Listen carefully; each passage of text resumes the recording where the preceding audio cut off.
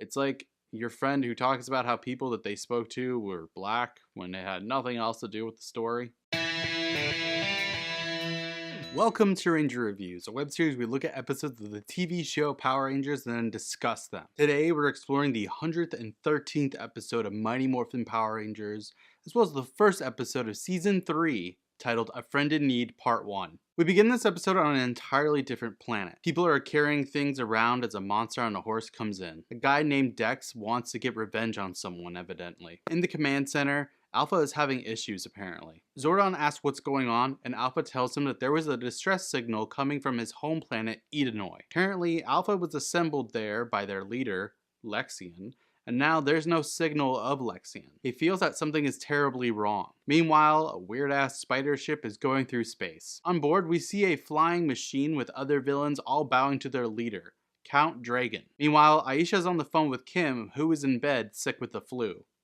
Yep. Anyways, Aisha updates Adam on how Kim is feeling, and then Tommy and Rocky, who are sparring, they come over, and then Billy joins them. Billy lets them know that he spoke with Alpha earlier, and Alpha sounded really sad, which he says is strange since he's a robot. Seems like an unnecessary bit to just throw in there, Billy. They agree that he might be lonely, so they leave to go visit him. Meanwhile, that weird ship is still firing at the planet below. Zed is also watching this take place, and Rita is confused as to why he's not looking at Earth where the Power Rangers are. Zed knows about Dragon apparently, and he hates him a lot. Turns out, Rita likes him, and Zed doesn't like that either. Zed also laments how they can't conquer a single planet while Dragon has been successful at conquering things, so he really doesn't like him. Rita says Finster is working on a monster, and rightfully so. Zed says all his monsters suck. In the command center, Billy says that Edenoi is a little too far away to read everything, but pretty much nothing points to good things that are happening there. It tells Zordon that they should go check it out to make Alpha just kind of calm down. Zordon reminds them to just go and investigate, but they shouldn't interfere at all with their conflicts. Alpha says he'll update Kimberly on it, and Zordon will get in touch if they're needed back on Earth. It's morphin' time. They flip into a desert, and apparently they're being teleported near the worst interferences on Edenoi, which sounds like a terrible idea. Whatever, they just teleport there. Zed is watching this, saying that he can't detect the Rangers anymore except for Kimberly, who has a human ailment. Golar suggests a monster, and Rita sarcastically says, "Oh, why didn't I think of that?"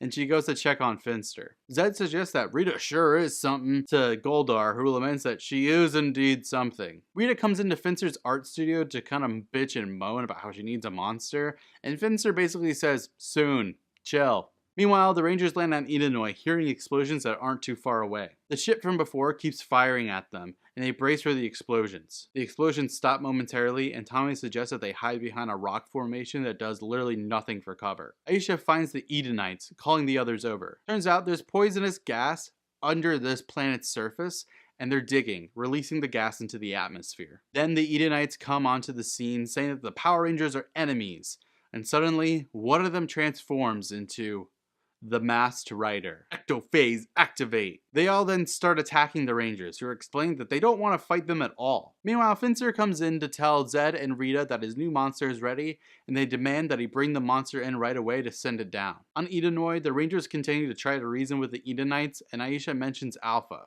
which causes one of them to calm down just a little bit. Also, one is amazed that Billy knows that their surface is being disrupted. I mean, they all saw these explosions, dude. Tommy and Rocky take on the Masked Rider, who says that they can return to Dragon. Meanwhile, on the ship, Dragon asks his right-hand man, Doubleface, curious as to who the Power Rangers are. He demands an aerial assault at once. On the planet's surface, Tommy gets kicked away while the Masked Rider goes after Rocky, but now they finally get him to calm down. Dragon starts firing at them, and Masked Rider is confused as to why they'd fire at the Rangers too, if they were on his side. And then there's a quick turn where they mention Alpha, and yeah, they're just friends now. They get fired at again, and all the Edenites and Rangers are running away toward a cave, hiding away. Dragon laments that they escaped, sending down more people to handle them. To be continued. We actually end this episode without regular credits. It's time to learn martial arts with Jason David Frank in the Green Ranger Kata video. This episode is insanely strange for anyone who isn't aware of what's going on with Masked Rider and whatnot. Essentially, this three-parter was intended to be the backdoor pilot for a new show on Fox Kids called Masked Rider,